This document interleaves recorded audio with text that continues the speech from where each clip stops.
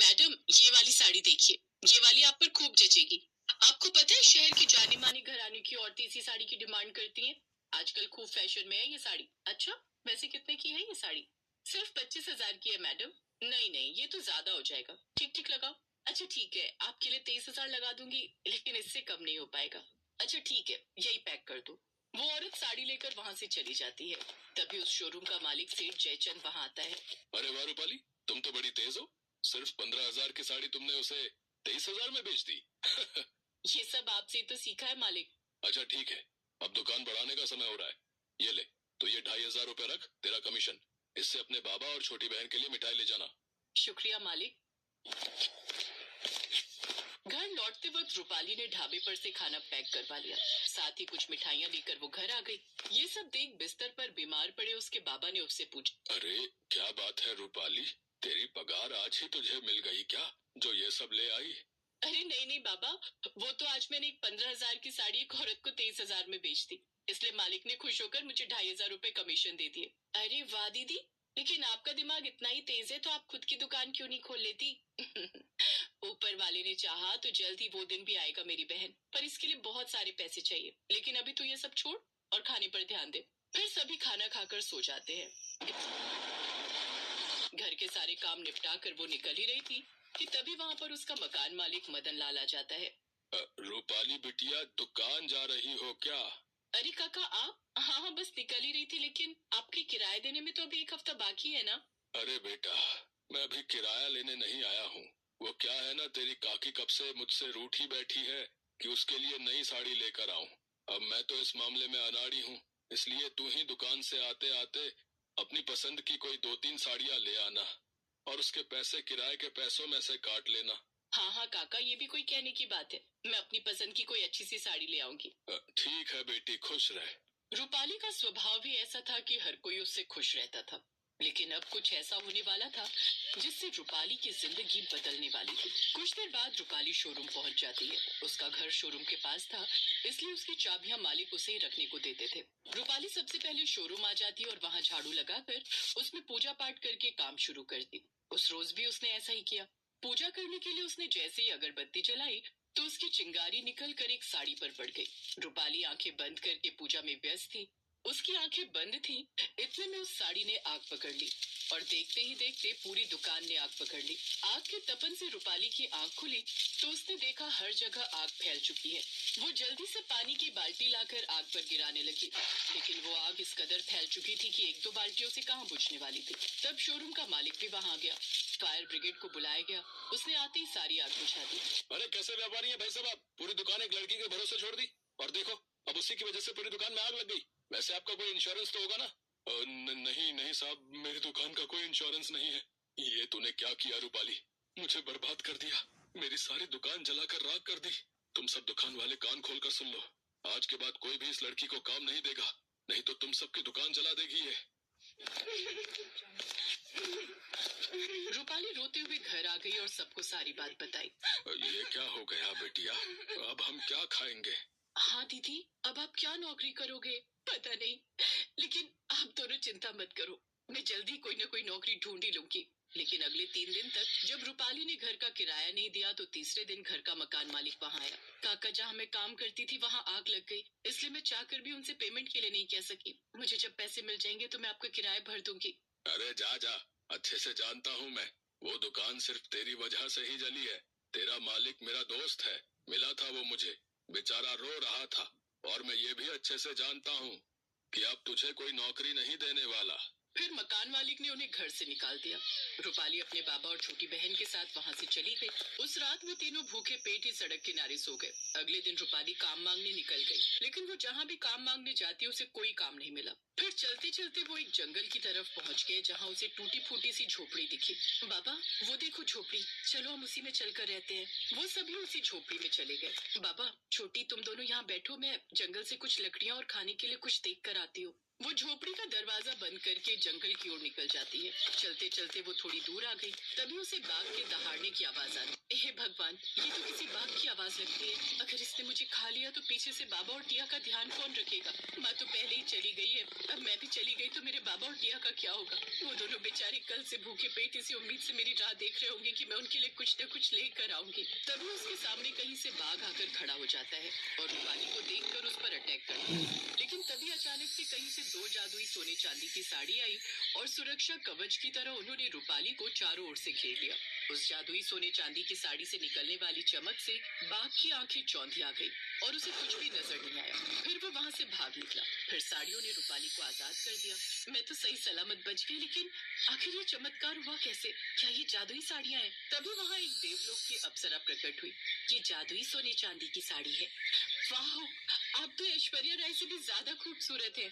आखिर कौन है आप? मैं एक अप्सरा हूँ जो देवलोक से धरती लोक पर घूमने आई थी। ये दोनों सोने चांदी की साड़ियाँ मैं अपने साथ देवलोक से लाई थी, लेकिन अब इनकी जरूरत तुम्हें मुझसे ज्यादा है। मैंने तुम्हारी सारी बात सुन ली। सोने की साड़ी को पहनकर बहुत सारा धन बरसेगा, सोने के सिक्कों के ढेर लग जाएंगे, और जब चांदी की साड़ी पहनोगी तो उससे जो भी तुम मांगोगी तुम्हारी वो इच्छा पूरी होगी। ये कहकर वो अप्सरा वहाँ से गायब हो गई और जादुई सोने चांदी की साड़ी पाकर रूपाली बहुत खुश हुई और वो दोनों साड़ियां लेकर वापस झोपड़ी में आ गई। वहां आकर उसने सारी बात अपने बाबा और छोटी बहन को बताई। फिर उसने वो चांदी की साड़ी पहनी और सबसे पहले अपने लिए उस साड़ी से खाना मांगा। तभी उनके सामने ढेर सारे पकवान आ गए। फिर उसने जंगल के बाहर एक बड़ा सा घर मांगा। तभी जंगल के बाहर एक बड़ा सा घर बन गया। जब वो बाहर आई तो उसे एक बड़ा सा घर दिखाई दिया। फिर वो सब उसमें रहने चले गए। फिर उसने सोने की साड़ी पहनी तो ढेर सारे सोने के सिक्के बरसने लगे और वहां पर सोने के सिक्कों का ढेर लग गया। उसने जल्दी से वो साड़ी उतारी और नॉर्मल कपड़े पहन लिए। अब सिक्कों की बारिश होना बंद हो गई। ये चमत्कार देख वो सब बहुत खुश थे। अब उसने छोटी का एडमिशन एक बड़े स्कूल में करवा दिया। साथ ही अपने बाबा का इलाज भी बड़े अस्पताल में करवाया। कुछ ही समय में वो पूरी तरह ठीक हो गए। अब वो सब एक साथ खुशी खुशी रहने लगे।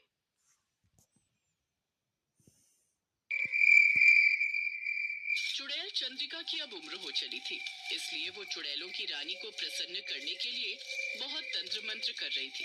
और फिर एक दिन चुड़ैलों की रानी प्रकट होती है। चंद्रिका, क्या हुआ? तुमने मुझे क्यों याद किया? रानी माँ, मेरी उम्र बढ़ रही है, मुझे अपनी उम्र को कम करना है। रानी माँ, कुछ कीजिए। इसका बस एक ही उपाय है। तुम्हें जादुई लहंगा पहनकर 7 बार विवाह करना होगा। जैसे ही तुम पहला विवाह करके अपने पति को मार दोगी, उसकी सारी उम्र तुम्हें मिल जाएगी और 7 बार मारकर तुम हमेशा के लिए अमर हो जाओगी। फिर तुम्हें कोई नहीं मार पाएगा। आप सच कह रही है रानी माँ? फिर तो ये लहंगा मुझे दे दीजिए। मैं अपनी शिकार की तलाश में निकल जाती हूँ। इस लहंगे को बहुत संभाल कर रखना चंद्रिका, क्योंकि तुम जानती हो ये लहंगा हमने कैसे पाया था। जैसे ही तुम्हारा कार्य पूरा हो जाए, हमें ये लहंगा वापस कर देना।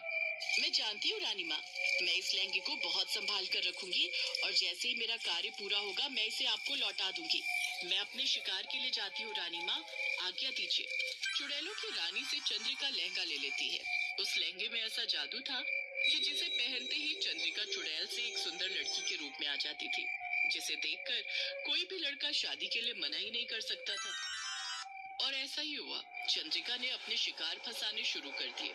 चंद्रिका जादुई लहंगे को पहनकर एक सड़क पर रोती हुई जाती है ताकि कोई लड़का उसकी आवाज को सुनकर रुक सके, और ऐसा ही हुआ।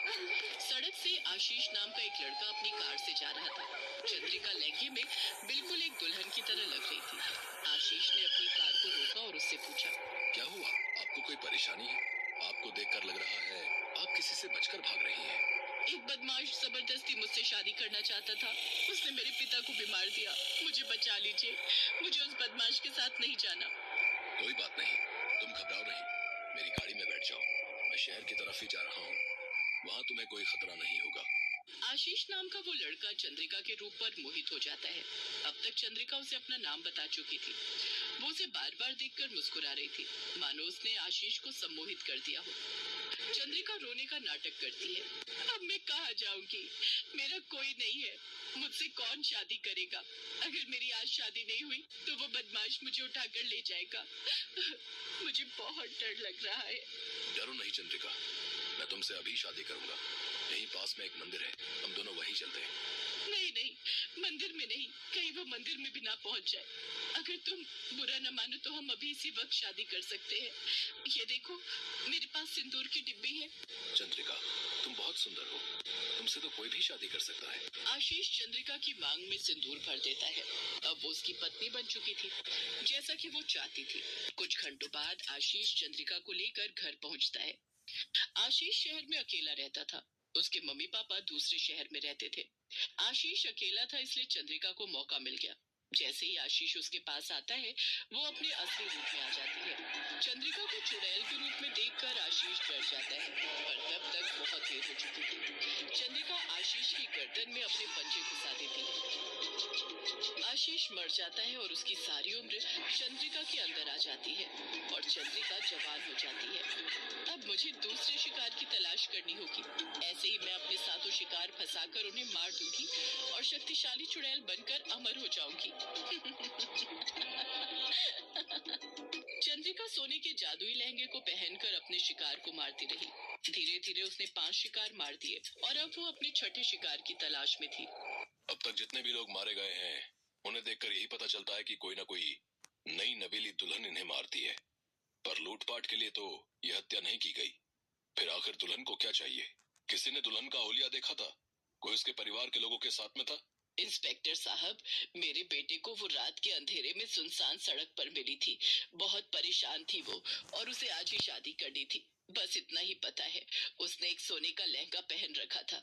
मुझे शक भी हुआ कि एक मजबूर लड़की सोने का लहंगा कैसे पहन सकती है, पर फिर मेरे बेटे ने इस ओर ध्यान ही नहीं दिया और सुबह जब मैं कमरे में गई तो देखा मेरे बेटे की लाश बिस्तर पर पड़ी है।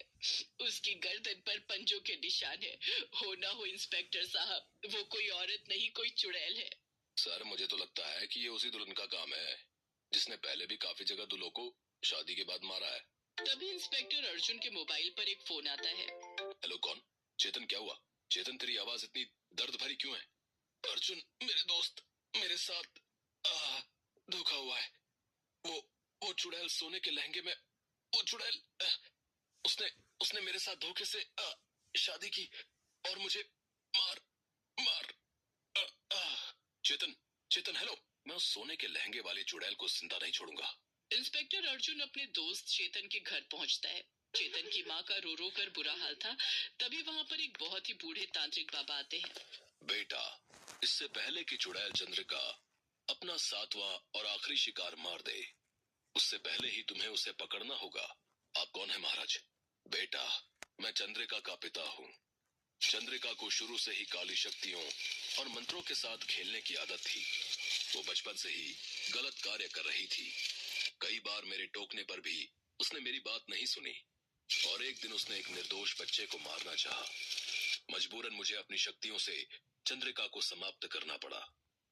चंद्रिका चुड़ैल बनकर चुड़ैलों की रानी माया के साथ मिल गई और एक दिन जब मैं घर पर नहीं था तो पीछे से चंद्रिका चुड़ैलों की रानी माया के साथ घर आई।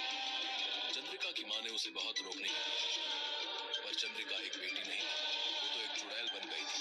उसने मेरी पत्नी को यानी अपनी माँ को भी मार दिया और जादुई लहंगा उठाकर ले गई। तब से मैं चंद्रिका की तलाश में हूँ। जब मुझे पता चला कि वो इस तरह शादी करके दूल्हों को मार रही है, तो मैं समझ गया कि अवश्य ही वो उस लहंगे का दुरुपयोग कर रही है। चंद्रिका अब 7वें शिकार की तलाश में है। वो अमर हो जाएगी, उसकी शक्तियां बढ़ जाएंगी, फिर उसे मारना असंभव है। उसे रोक लो बेटा। पर मैं उसे कैसे रोक सकता हूँ? उसे रोकने के लिए तुम्हें जाल बिछाना होगा, ताकि समय पर वहां पहुंचकर मैं मंत्रों की सहायता से चंद्रिका को खत्म कर दूं। अर्जुन चंद्रिका की तलाश में उसी सड़क पर जाता है जहां उसका दोस्त चेतन मारा गया था। रात हो चुकी थी। अर्जुन जानबूझकर अपनी गाड़ी धीरे चला रहा था ताकि चंद्रिका खुद उसके पास आ जाए। तभी अर्जुन देखता है कि लहंगे के अंदर सची संवरी चंद्रिका घबराई हुई वहां आती है। अर्जुन का तीर निशाने पर लग चुका था। अरे, कौन हो तुम और इतनी रात को यहाँ क्या कर रही हो? तुम तो कोई दुल्हन दिखाई देती हो। क्या कोई परेशानी है? मुझसे कहो। मेरे माता पिता को मारकर एक बदमाश मुझसे जबरन शादी करना चाहता है। मैं किसी तरह अपनी जान बचा कर आई हूँ। मुझे अपनी गाड़ी में थोड़ी सी जगह दे दो। वो बदमाश मेरा पीछा कर रहा है। अच्छा, कोई बात नहीं। आओ जल्दी से मेरी गाड़ी में बैठ जाओ। अरे तुम अभी भी क्यों रो रही हो? मैं इसलिए रो रही हूँ कि अब मैं अपने गांव से भागी हूँ। मेरी बहुत बदनामी हो गई। अब मुझसे कौन शादी करेगा? मैं कहाँ जाऊंगी, मैं कहाँ रहूंगी? चिंता मत करो, तुम बहुत सुंदर हो। तुम्हें तो बहुत लड़के मिल जाएंगे जो तुमसे शादी करना चाहेंगे। अगर तुम बुरा ना मानो तो मैं तुमसे शादी अभी और इसी वक्त कर सकता हूँ। सच? क्या तुम मुझसे शादी करोगे? ये देखो, मेरे पास सिंदूर की डिब्बी है। हमें किसी मंदिर में जाने की जरूरत नहीं है। तुम अभी के अभी मुझसे शादी कर सकते हो। मैं तभी तुम्हारे साथ तुम्हारे घर चलूंगी। बस इतनी सी बात, ये लो, हो गई हमारी शादी। अर्जुन चंद्रिका को लेकर घर आ जाता है। चंद्रिका जाओ, तुम कपड़े चेंज कर लो। इतना भारी लहंगा पहना हुआ है, इसमें तुम थक गई होगी। मैं तुम्हें माँ की साड़ी दे देता हूँ, तुम वो पहन लो। नहीं नहीं, मैं ये लहंगा नहीं उतार सकती। मैं इसमें तुम्हें सुंदर नहीं लग रही? देखो, देखो तो, ये तो सोने का लहंगा है। कितना सुंदर है। मैं इस लहंगे को सुबह ही उतारूंगी। मुझे बहुत नींद आ रही है। चलो ना, अंदर कमरे में चलते हैं। अरे इतनी जल्दी भी क्या है, अभी सबको आने तो दो, तभी तो अंदर जाएंगे। मैं कुछ समझी नहीं, सब मतलब? तभी चंद्रिका के पिता और बाकी सब लोग वहां जाते हैं। अर्जुन की माँ भी वहीं मौजूद थी। चंद्रिका, तेरा अंत करने के लिए ही ये सब जाल बिछाया गया था। तू इस धरती के लायक नहीं है। जा, मैं तुझे मुक्ति देता हूँ, अपने लोग चली जा। पिताजी, नहीं। चंद्रिका के पिता की आंखों में आंसू थे। चंद्रिका लहंगे के साथ ही खत्म हो जाती है और उसके साथ साथ चुड़ैलों की रानी और बाकी सब चुड़ैलों का भी अंत हो जाता है। अर्जुन को अफसोस था कि उसका इतना प्यारा दोस्त आज उसके साथ नहीं था, पर उसे तसल्ली थी कि उसने अपने दोस्त की कातिल उस चुड़ैल को खत्म कर दिया था। कार्टून वीडियो देखने के लिए चैनल को सब्सक्राइब करें, वीडियो को लाइक करें और कमेंट करें। धन्यवाद।